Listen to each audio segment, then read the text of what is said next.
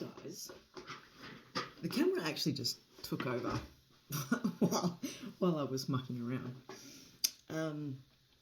So I just let it play. I don't know, it turned on. Is that supposed to turn on? I'm not sure. It's a sign. So I'm actually I think I've been wanting to make this video for a little while. And the reason that I wanted to make the video is probably more about me stepping out of my own uncomfortability in my growth process. Anyone who has met me in the past would know that I have made some pretty drastic changes in my life. From the person that I was, and I'm not saying that people don't change over years as they grow up and things like that. I mean, I look at 20-year-olds now and know for a fact that they won't be thinking, feeling, or reacting the way that they are at this point in their 20s when they're older. So granted, I have also been through those same changes. However, those that did know me even 4 years ago knew a very different version of me. And the reason that they know a very different version of me is because I was still walking around in my pain body. And I had no understanding of any of that. I had no concept of trauma. And I wasn't really prepared to work on it either. However, on the back end of a relationship that I would only call now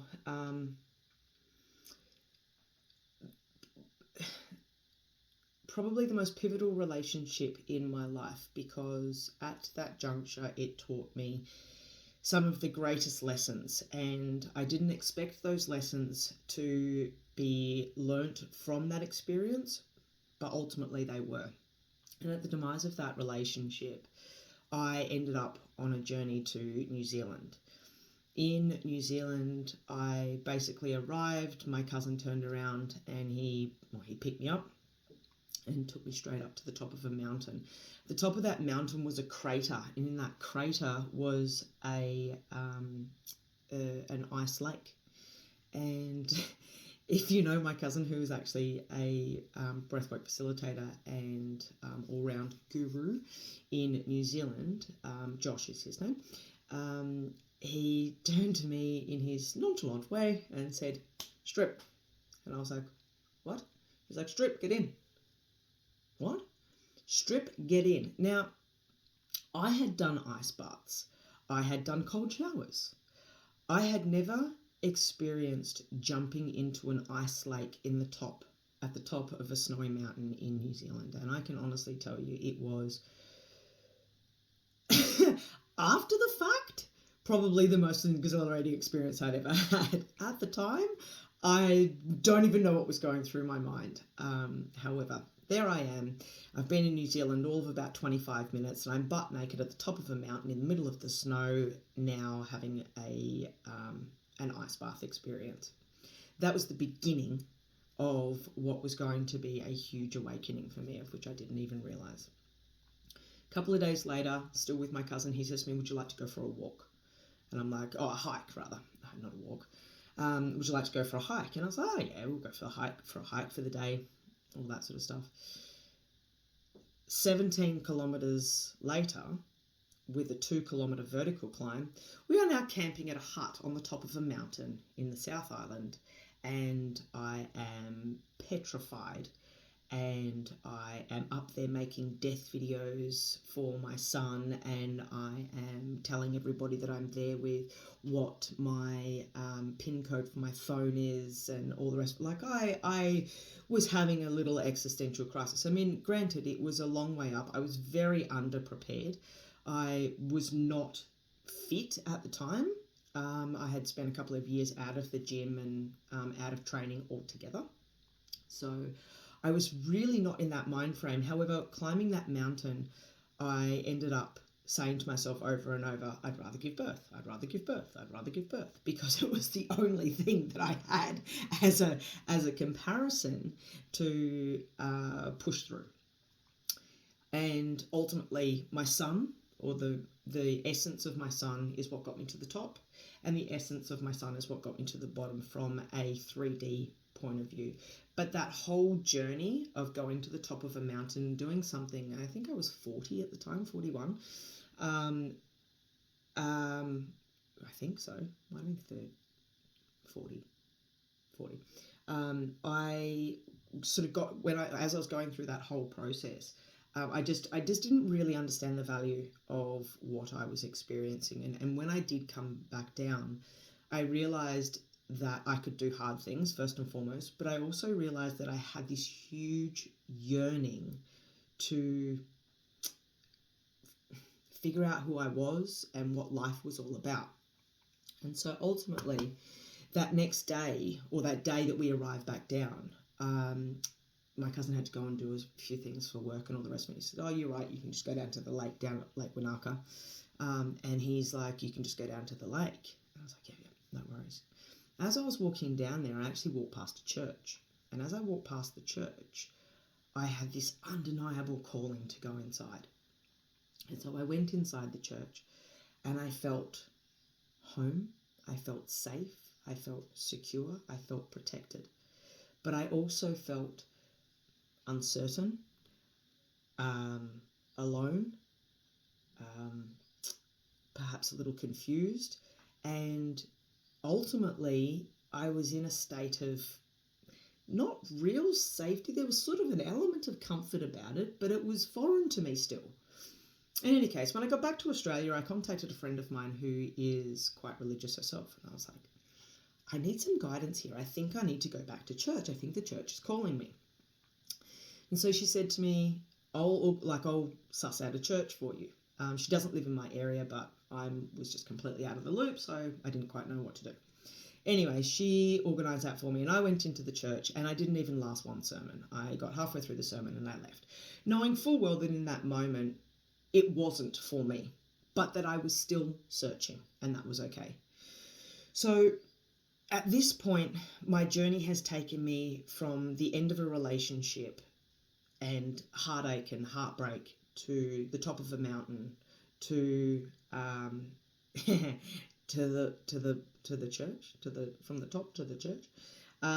Anyway, I reference that later in my life, because it's just one of those sort of it's a strange thing. It's a strange thing because I almost put them in that order, but it's certainly not an indictment on any religious thing. It's just, it wasn't for me in the end.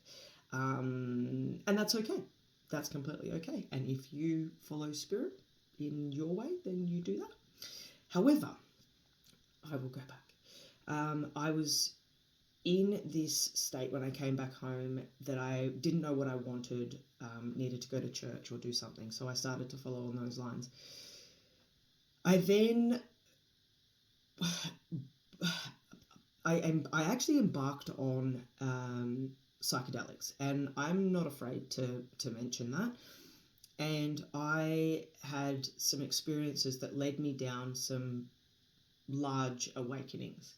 And one of those experiences in particular, I was told to find this particular person. And I know this person, so it wasn't hard to do. And I reached out to his brother, actually, and I said, I've had this calling. I need to reach out to your brother. Don't know what that's all about, but, where is he? What's he up to? And he said to me, he's actually training to be a shaman. He's over in Peru. I was like, right, okay. So I had this whole message. Now, I haven't spoken to my friend's brother for 10 years. So it was not he's not even on my radar. In any case, I ended up speaking to him after the fact, and he is also my shaman now. I went through a soul retrieval with him and energetic clearings, and I have since embarked on the study of shamanism, and I've actually completed a course in Western shamanism. So I use that elemental practice for myself in my own healing journeys. And additionally, I have now decided to, there's a thing called embodied I Ching, which has been around for about 80,000 years, of which I really wasn't sort of aware of or anything like that. And we only know what we know, right? And so I ended up, I've just completed that course. So the combination of the two together being shamanism and the embodied I Ching, they're both working with energy. And energy is something that I pick up on, and energy is something that I have been working with on myself for a long time. When I am sitting here now talking to you about what this experience is supposed to be and what I would like it to be for everybody, and I say this because I'm leading somewhere, I want people to understand that the pathways that I have chosen to go down in order to change my life, to heal myself, to become a better version of myself, to break away from old belief systems and heal the trauma that's within me in order to become the best person that I can be, that was my pathway. So I followed, and I'm still following pathways. I am not entirely locked into something. I don't resonate so deeply with one particular modality. I resonate very deeply with all of them that bring something to me. So ultimately what I'm trying to do here is create an awareness of healing and the way that healing may or may not show up in your life. And I would like to be able to bring to people a combination of the shamanic healing work that I do in creating sacred space, and then moving into the movement process or practice of embodied I Ching. And by doing that as well, and also I've been a breathwork facilitator for a couple of years now, so breathwork will also be part of the dealio. However, I would like the opportunity to actually have a bit of a chat to people, because I think that more often than not, we lead by example, and that's ultimately all I'm here to do. I want to lead by example. I want to give people the opportunity to see that you too can change. You too can have a better life. And it's not about walking away from relationships, or it's not about, uprooting your entire life, unless you choose to do that or that's in your heart's desire. But what it is, it's leading from your heart. So anything that you choose to do in life, it must be done from your heart. And ultimately, this journey that I have taken over the time has been a simple journey from head to heart. I'm traveling afoot, and yet I've gone to New Zealand, I've gone into churches, I've studied shamanism, I've done psychedelics, I've done breath work, I've done journaling, I've done mirror work, I've done movement, dance, accountability, I've done goal setting, I've done setting up new routines. I'm just looking at all the stuff that I've actually done a little bit: grounding, cacao experiences, meditations, shame work, existential kink. I have done so much stuff in order to find myself. And I find myself in little elements of each of those things, or I find little elements of me in each of those things. And that is the process of my growth. However, I also come from I was raped at 18, and I have, and a trigger warning, I probably should have said that, I apologise. I had that experience, and, at the time I didn't process it, handle it, or honour it the right way, because I held so much shame for what had occurred. And I completely understand now it was not my problem, or not my fault, kind of thing. But that happened at 18, and it wasn't until 21 years later that I was able to heal and process that. And that was through some of the beautiful relationships that I did have that helped me to find my safety and to heal. However, I have still been working outside of my body. And the reason I say that I work outside of my body is because I am, well, not so much right now, but I was having other people's experiences, and I can still tend to do that. I can have other people's experiences. So I'm more concerned about the way that I may be being perceived as opposed to the way that I am showing up. Now, I say that with a grain of salt because I now am fundamentally aware of how I show up. However, there's still that that old belief system where I feel, that imposed judgment from other people, but it's only my own, so I can sort of let that go. But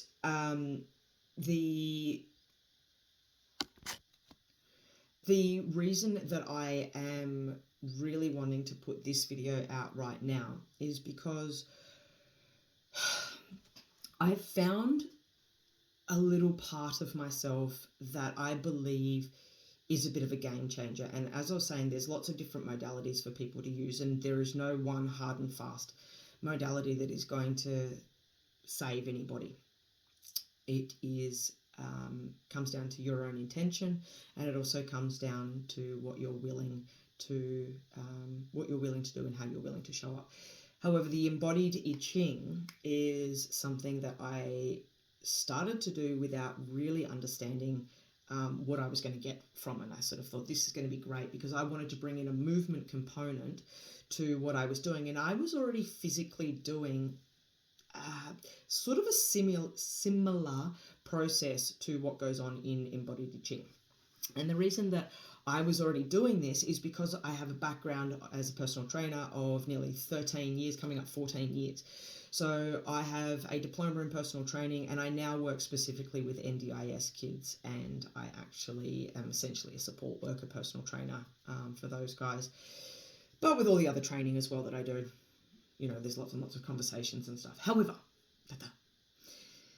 the embodied I Ching has brought me back into my body in a way that I could have never really anticipated. And the reason that that has occurred the way that it has is because this modality is all about realigning all the chakras in your body. Something that I do with the shamanic work as well. So those two things already go together. However, this has started to ignite my sexual energy. Now, if we can sit in that kind of energy and pull that energy into us, even if we don't finish the job, if we can hold that energy within us, we actually start to build our own power. We create this energy source within us, life force energy. So with the embodied I Ching and the shamanic healing that I am putting together at the moment, essentially you will walk away feeling more in alignment, feeling more centered, feeling calmer, and hopefully, as well as that, creating some of that sexual energy and coming back into yourself. So, the beautiful thing about this is there's going to be some really interesting outcomes, I think, from this. And I would like to open it up to both men and women, and I understand that we're going to have to create some real boundaries around that, because waking your Kundalini energy or your sexual energy or your life force energy or whatever you would like to call it, your root chakra awakening, and the rest, of course. Obviously, we want to create a safety around that, and I, for one, will be making sure that that is at as absolutely paramount as humanly possible, because it's detrimental for me as well, and you guys. So I appreciate that this has been a super long video, and I hope that you've taken the opportunity to have a listen, and maybe you have, maybe you haven't, I don't know, that's up to you, I suppose, at the end of the day. However, in a couple of weeks' time, I'm going to be putting together the first of the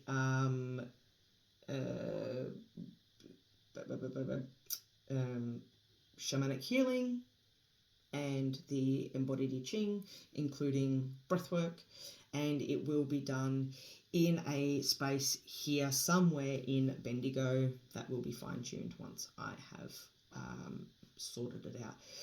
But I just wanted to say hi, and here I am, and here is another part of my learning journey. And if you are at all interested in having a peek back, I don't delete any videos, so if you want to go back and look at an old video of the way that I used to show up, then please feel free. It's at the bottom of my Instagram. This growth and this change has just been such an interesting process, and I feel that people often don't allow themselves to be seen all the way along. I mean, there's big parts of me that would like to delete some of the videos, like they're cringeworthy. And, maybe in 6 months' time, I'll watch this video back and it'll be cringeworthy as well. So it's growth is a funny thing. And I feel that, whilst I'm on this journey, the only thing that I can give is my absolute authenticity.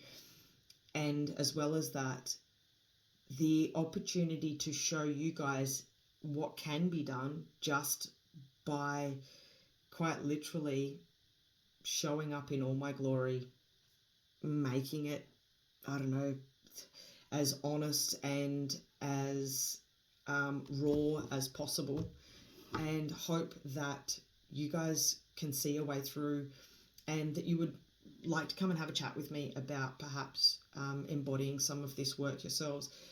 If you could have the life that you have now but just happier, I mean, that's really all we're trying to achieve. I'm not trying to change too much in your world unless you choose for it to do, and then you will have the strength and the power to do that because you will have embodied all of those new things. So anyway, love to you all. Thank you again. 22 minutes and 22 seconds if I stop it on time, so thank you.